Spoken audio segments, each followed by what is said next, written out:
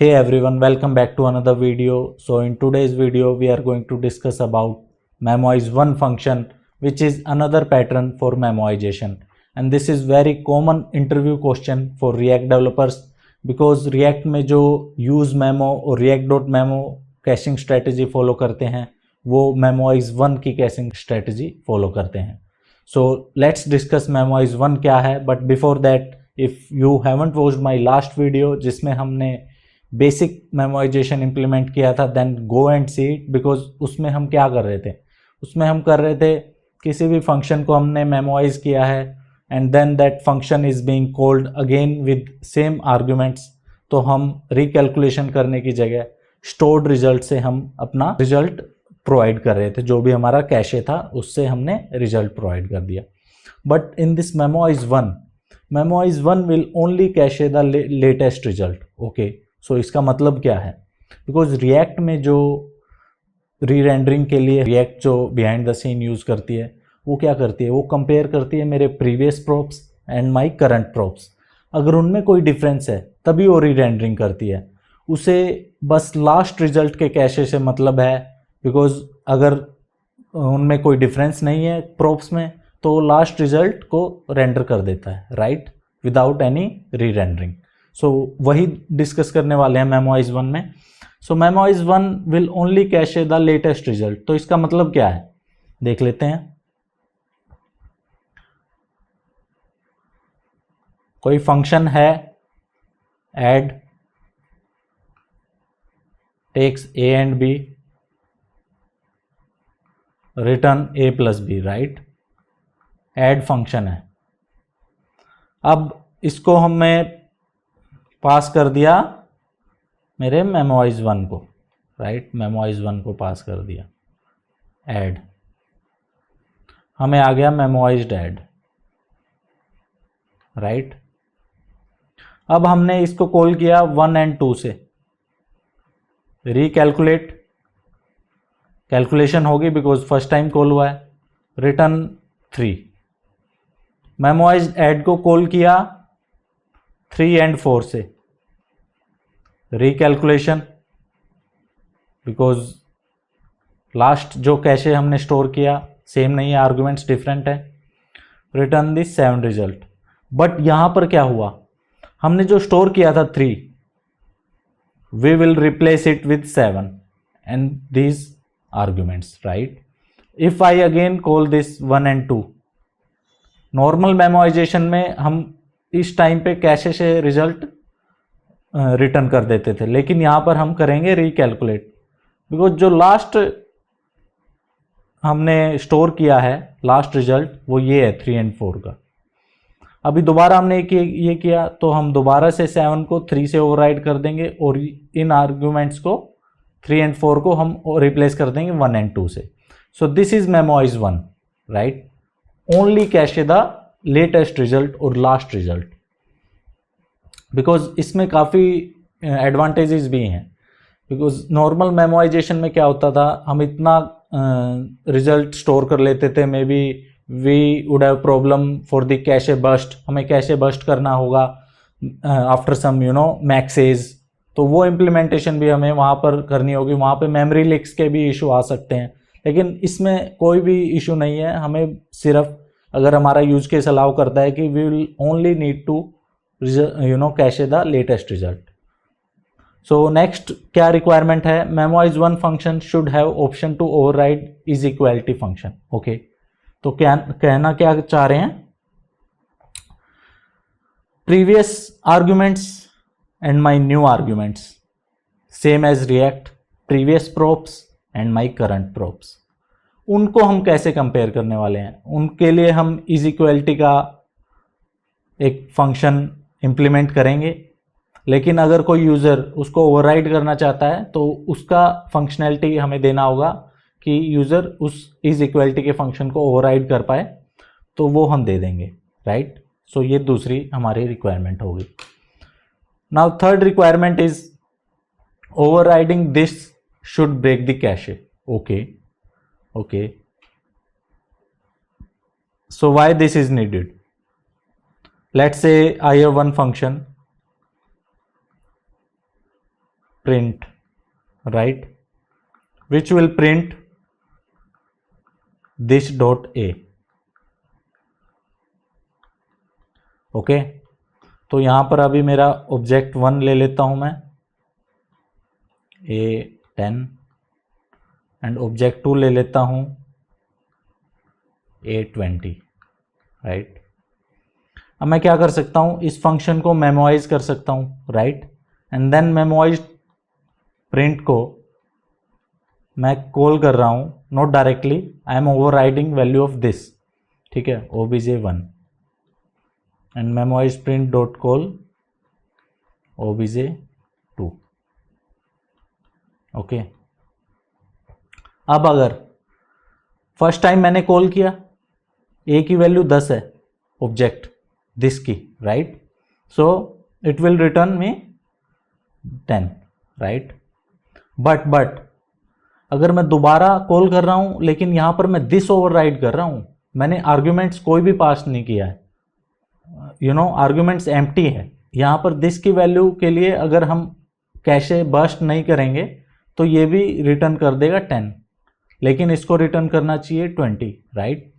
तो that's why we will need to burst the cache for the if this value changes, right.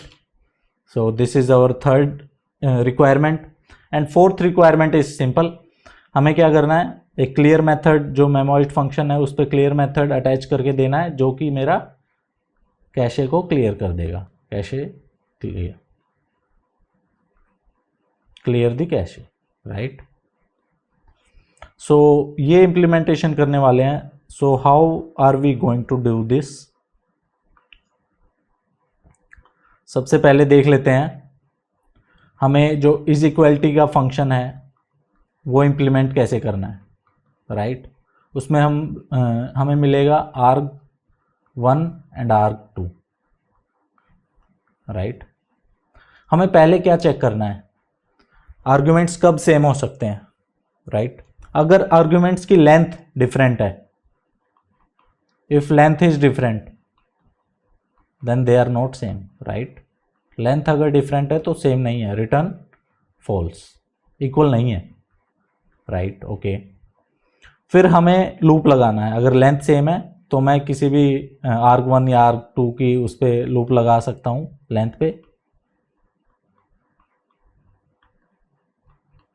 Then for each argument I will need to use maybe object dot is मैं use कर सकता हूं to compare arg1 and arg2, right, because React जो है वो internally object dot is use करता है। But what's the difference between object dot is and strict equality, वो देख लेते हैं।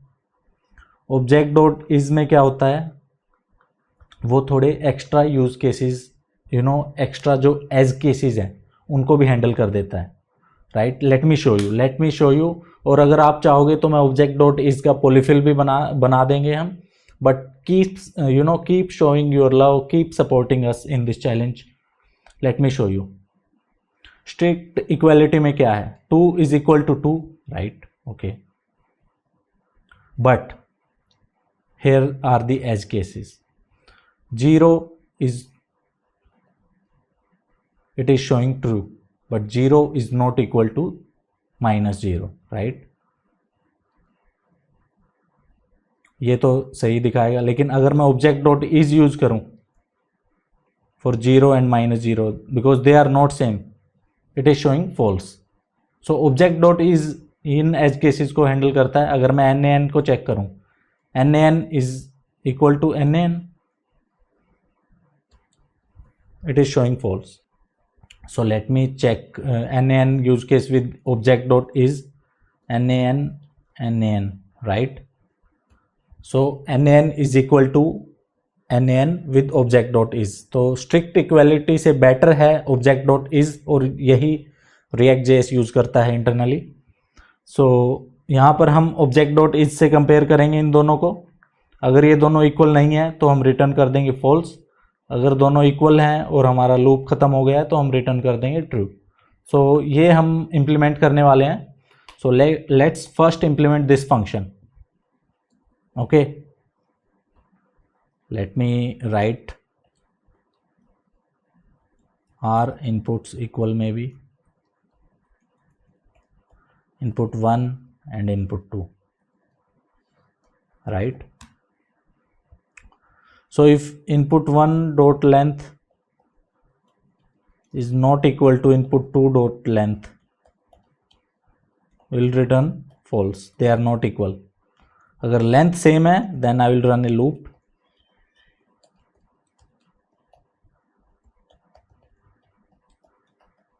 I will run a loop, right? Then I will compare those with object.is.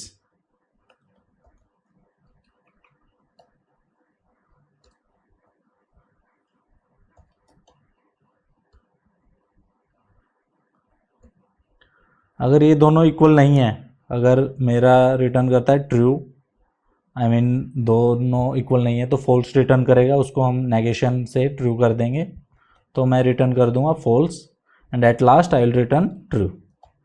सो ये फंक्शन हमने इंप्लीमेंट कर लिया है, आर इनपुट्स इक्वल, राइट. तो हम मेमोराइजेशन फंक्शन को इंप्लीमेंट करते हैं. Memorize 1 which will take first value as the function जो कि मेमोराइज करना है हमें, एंड सेकंड में भी इज इक्वालिटी फंक्शन को अगर हमें ओवरराइड करना है तो वो यूज़र प्रोवाइड कर सकता है इज इक्वालिटी फंक्शन. और बाय डिफ़ॉल्ट हम यूज़ करेंगे are inputs equal, right. So this is good, यहाँ तक हम ठीक है. And as we discussed in our last video कि कैशे के लिए हम क्लोजर्स का यूज़ करने वाले हैं, राइट. So I will create a function memorized and I will return it, right, memorized. तो यहाँ पर जो फंक्शन क्रिएट किया है inner function will remember the scope of outer function even though the inner function has been returned. So we are making use of closures here, right. So अभी क्या करते हैं, मेमोराइज्ड के अंदर हमारे पास न्यू आर्ग्स आ सकते हैं, राइट, जो हमने मेमोराइज किया है. अब हमें चेक क्या करना है, कैशे में हमें क्या क्या स्टोर करना पड़ेगा. कैशे में हमें स्टोर करना पड़ेगा last result, right. Last result तो स्टोर ही करना है, बिकॉज अगर कोई कैश्ड हमें भेजना पड़ेगा तो लास्ट रिजल्ट को ही उठा के भेजेंगे. लास्ट आर्ग्स भी हमें स्टोर करने पड़ेंगे, because will need to compare my next args and my last args.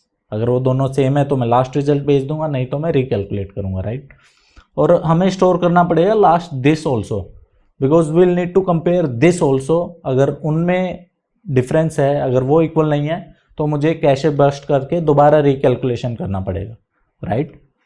So I will expect अगर मेरे पास कैशे है, नल नहीं है, and then my cache dot last this is equal to new this and my I will use is equality. अगर दोनों same है, my last cache dot last args and my new args, right. अगर सब कुछ same है, this भी same है, args भी सेम है, so I will return my cache dot last result. ठीक है, यहां तक good, we are good, right. Let me expand this. ठीक है, so we are good. But if they are not equal, so I will need to call the function. I will call the function using apply, right, and I will pass the new args. This की value pass करनी पड़ेगी मुझे, and new args I will pass as an array to apply function, because this की value अगर user override कर रहा है तो मुझे, that's why I am calling this with fn dot apply, right. And then I will store my cache. Last result में last result store कर लूंगा मैं, दिस में दिस, लास्ट दिस में दिस की वैल्यू जाएगी, right. And my last args में जाएगा new args, right. And return the last result. जो भी मेरा नया रिजल्ट या जो भी रिजल्ट आया है मैं वो रिटर्न कर दूंगा, right. Now we'll need to attach this clear method to clear the cache. So I will attach the clear method on the memoized function because जो function है वो itself an object है JavaScript में, तो उसके ऊपर भी हम method attach कर सकते हैं, right? So I will attach a function clear in which I will clear my cache, right? इसको दोबारा null assign कर देंगे. So this is the implementation of memoize 1. So अभी इसको टेस्ट कर लेते हैं. Let me test it. Let me create a function sum a dot b return me a plus b, right? I'll add some console logs, right? Sum called, and then I will memoize it. Memoize sum. memoize 1. I will pass sum is equality मैं default वाला रखूँगा. then I will memoize sum and then I will pass here 1 or 2 and मैं यहाँ पर भी console log add कर देता हूँ returning result from cache and here I will add the console of recalculating.